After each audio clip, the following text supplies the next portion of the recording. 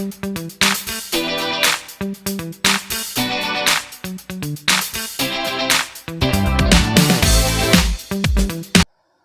Everyone, welcome to our YouTube channel vocab tricks by Ashish Shivhare. तो आज के वीडियो में हम लेकर आए हैं नरेशन की एक्सरसाइज नंबर 2। इसके पहले हमने नरेशन की एक्सरसाइज 1 और पूरा नरेशन का चैप्टर अपलोड कर दिया है। यदि आपने वो नहीं देखा तो आप उसको देख सकते हैं, ठीक है। और हम हर एपिसोड में 10 क्वेश्चंस को डिस्कस करेंगे and you will have 10 seconds to think, okay. तो चलिए शुरू करते हैं विदाउट वेस्टिंग टाइम। पहला क्वेश्चन यहाँ आपके सामने है स्क्रीन पर। Sameer said to me, have you ever been to Mexico? And options हैं, Sameer asked me if I have ever been to Mexico, Sameer asked me if I have been to Mexico, Sameer asked me if I had ever been to Mexico, और D है Sameer asked me if I had been to Mexico. So you have 10 seconds and your time starts now.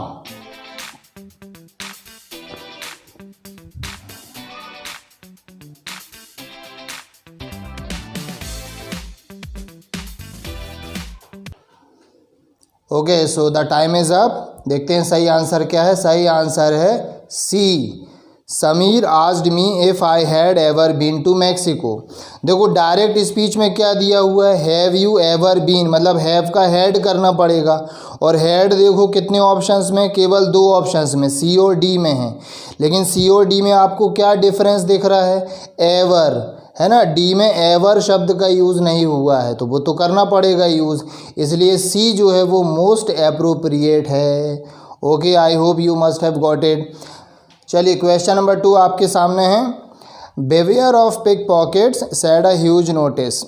Options हैं, a huge notice has claimed us to beware of pickpockets, a huge notice instructed us to be aware of pickpockets, a huge notice warned us to beware of pickpockets, और number D है, a huge notice is warning all the public to beware.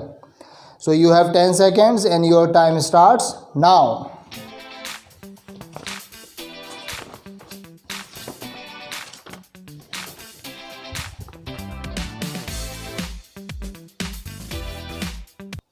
Okay, the time is up. चलिए देखते हैं सही answer क्या है। सही answer है C, a huge notice warned us to beware of pick pockets.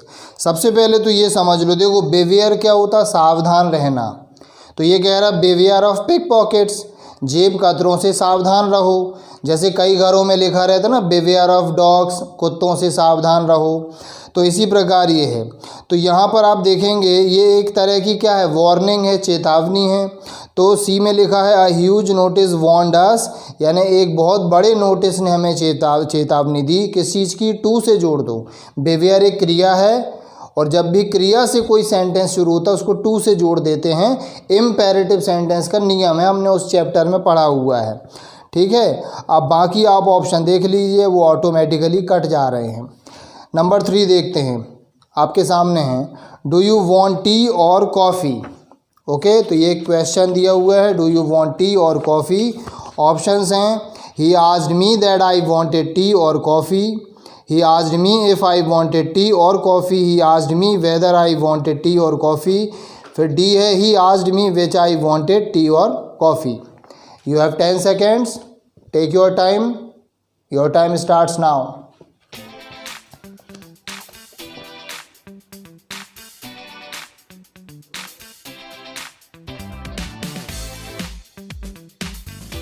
Okay, the time is up. चलिए देखते हैं सही आंसर क्या है। सही आंसर है C, he asked me whether I wanted tea और कॉफ़ी। अब देखो यहाँ पर कई बार एक जो कन्फ्यूज़न होती है बच्चों को, वो क्या है मैं आपको बता दूं। जब भी हम किसी सिंपल क्वेश्चन को जोड़ते हैं, यानी देखो 2 तरह के क्वेश्चंस होते हैं, एक होते WH वर्ड क्वेश्चंस और एक होते सिंपल क्वेश्चन, जिनको हम यस नो क्वेश्चंस कहते हैं। ये क्रियाओं से शुरू होते हैं, जैसे do you live in Jabalpur, have you done homework, will you go to school. तो जो क्रियाओं से शुरू हो रहे हैं ना, ये क्या है, सिंपल क्वेश्चंस कहलाते हैं। तो इनके लिए हम 2 कनेक्टर यूज़ करते हैं, एक तो इफ़ या वेदर, ठीक है। अब यहाँ देखोगे बी और सी ऑप्शन में क्या दिया हुआ है, एक में इफ़ दिया, एक में वेदर दिया है। इस तरह की उलझन कभी कभी हो सकती है कि हम इफ़ चुनेंगे या फिर वेदर चुनेंगे। तो देखो, जब भी वहाँ क्वेश्चन में अगर और शब्द दिया हुआ है OR और, तो समझ लो वहाँ आपको वेदर ही चुनना है, क्योंकि कंजंक्शन के रूल के हिसाब से वेदर और की जोड़ी होती है। तो यहाँ पर हमने क्या चुन लिया, वेदर, क्योंकि यहाँ पर साथ में दिया हुआ है और कॉफ़ी। ठीक है, बाकी ऑप्शंस आप देख लीजिए जो कि कट जाते हैं। ए में क्या गड़बड़ है, ए ऑप्शन देखो दैट लगा हुआ है। दैट कनेक्टर किस में आता है, सिंपल सेंटेंस में आता है। जब हम कोई प्रश्न ना करें बल्कि कुछ बताएं तब हम दैट लगाते हैं। ओके, और देखो डी में विच दे दिया, यहाँ विच तो कोई है ही नहीं है। अगर पहले से विच होता तो हम लगा सकते थे। चलिए क्वेश्चन नंबर 4 देखते हैं, आपके सामने है। The teacher said the sun rises in the east. Options हैं, the teacher said that the sun will rise in the east, the teacher said the sun rose in the east, the teacher said the sun will rise in the east, the teacher said that the sun rises in the east. And your time starts now.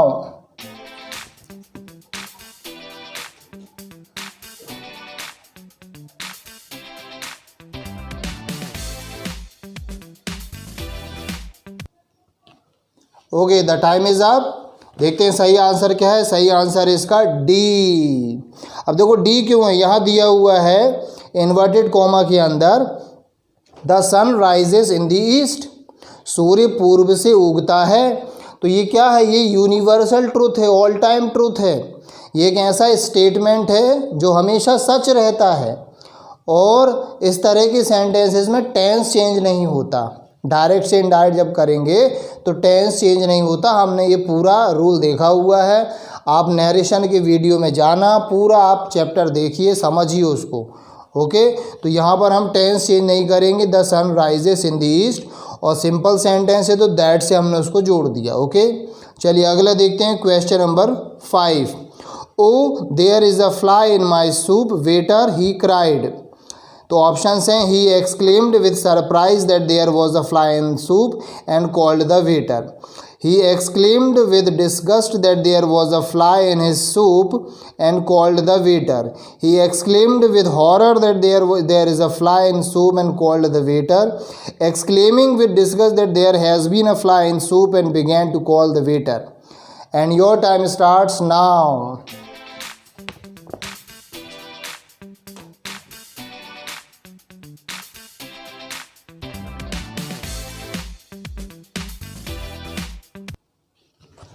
Okay, so the time is up. चलिए देखते हैं सही answer क्या है। सही answer है इसका B. He exclaimed with disgust that there was a fly in his soup and called the waiter. अब देखो ये कह रहा है, यहाँ फ्लाई का मतलब उड़ना नहीं है। फ्लाई एक नाउन है जिसका अर्थ है यहाँ पर मक्खी। उसने घिन के साथ कहा, ठीक है, घृणा के साथ कहा कि मेरे सूप में मक्खी है। तो ही एक्सक्लेम्ड विथ डिसगस्ट, उसको सरप्राइज नहीं हुआ, वो खुश नहीं होगी वाह मक्खी भी फ्री में मिल गई, वो घृणा करके बोल रहा है, इसलिए विथ डिसगस्ट। और कोई हॉरर तो होगा नहीं, चाय में मक्खी मिली है, भूत नहीं मिला है, तो वो डरेगा तो है नहीं है। फिर अगर डरता भी है तो देखो वहाँ पर दिया हुआ है इज़, हमें तो MSR का वॉज करना है ना, टेंस भी तो बदलेगा, तो इसीलिए सही आंसर है बी। आप ऑप्शंस को काटना सीखो, एक्सरसाइज करते करते आपसे बनने लगेगा। इसलिए हर वीडियो में हम 10 क्वेश्चन डिस्कस करेंगे, डिटेल में डिस्कस करेंगे। ओके, चलिए क्वेश्चन नंबर 6 है आपके सामने। Can the children get tasty meals at school. Options हैं, I asked if the children can be getting tasty meals at school, I asked if the children could get tasty meals at school, I asked if the children can get tasty meals at school, I asked if the children would gate tasty meals at school.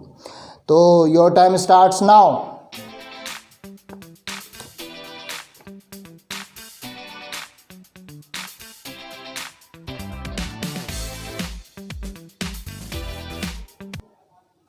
Okay, the time is up. चलिए देखते हैं सही answer क्या है। सही answer है B. I asked if the children could get tasty meals at school. देखो question में कैन है, मतलब हमें कुड चाहिए, और कुड देखो कहाँ पर है, सिर्फ बी में है, मिल गया आंसर। कुछ क्वेश्चंस में केवल 2 या 3 सेकंड लगेंगे और आपको आंसर मिल जाएगा। फिर भी अगर आप थोड़ा सा श्योर रहना चाहते हो तो बाकी ऑप्शंस भी देख लिया करो। ठीक है, चलिए देखते हैं question number 7। What country do you come from said the police officer. Options हैं, the police officer asked me from what country I came from, the police officer asked what country I came from, the police officer wanted to know what country I am coming from, the police officer asked me what country did came from. तो your time starts now.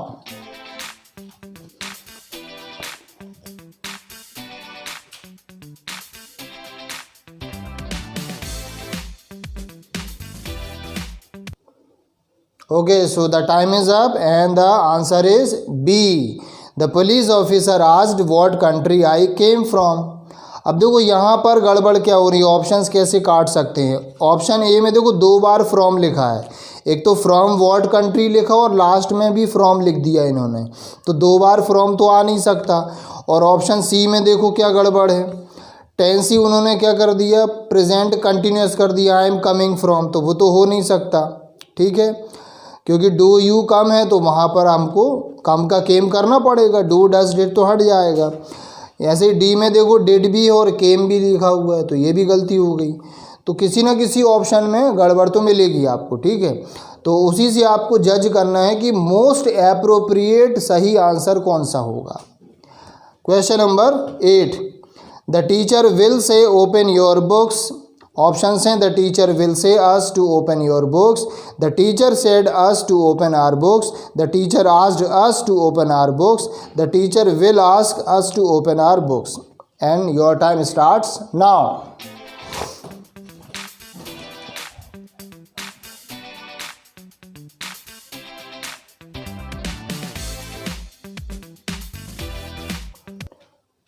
Okay, so the time is up and the correct answer is D. The teacher will ask us to open our books. अब देखो बाकी options में क्या गड़बड़ है। पहले में उन्होंने लिखा है the teacher will say us to open your books. एक तो इन्होंने प्रोनाउन चेंज नहीं किया, और दूसरी सबसे बड़ी जो गलती वो है से के बाद हम टू लगाते हैं। जैसे आपने सुना होगा he said to me, he said me नहीं होता, ही टोल्ड मी हो सकता है, लेकिन ही सेड मी नहीं होता, ही सेड टू मी। तो से के साथ हम क्या यूज़ करते, टू का यूज़ करते, वहाँ पर उन्होंने टू नहीं दिया है ना। और बी और सी में देखो पास्ट टेंस हो गया, जबकि रिपोर्टिंग वर्ब क्या है, फ्यूचर में, द टीचर विल से, ये फ्यूचर है तो इसको हम चेंज नहीं कर सकते। बाहर अगर पास्ट है तभी हम अंदर पास्ट करते हैं, बाहर पास्ट करते हैं, नहीं तो जो टेंस है जैसा है वैसा ही रहता है। Question number 9। Would you like a drink. Options हैं, he asked me to drink, he asked me if I would like a drink, he requested me for drink, he told me to drink. And your time starts now.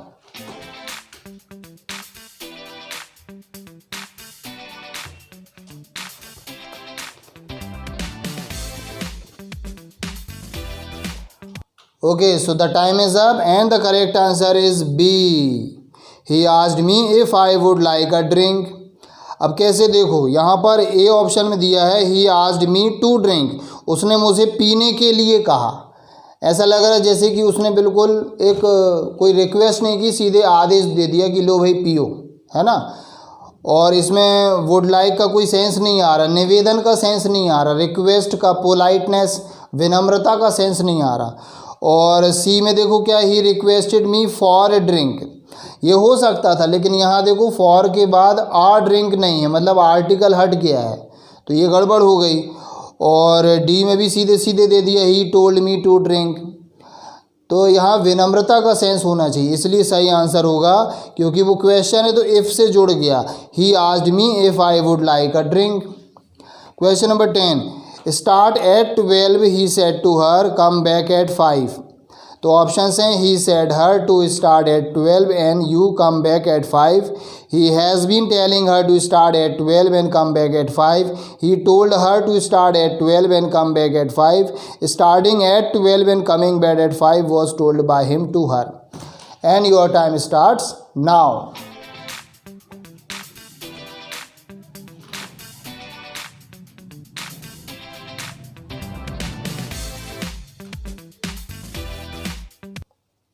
Okay, so the time is up and the correct answer is C. He told her to start at 12 and come back at 5. देखो भाई यहाँ पर imperative sentence है, कैसे पता imperative है? क्रिया से शुरू हुआ है। स्टार्ट एट 12 यानी 12 बजे निकलना, कम बैक एट 5 बजे आ जाना, तो ये इम्पेरेटिव हो गया। तो हमने इसको 2 से जोड़ दिया सीधे सीधे।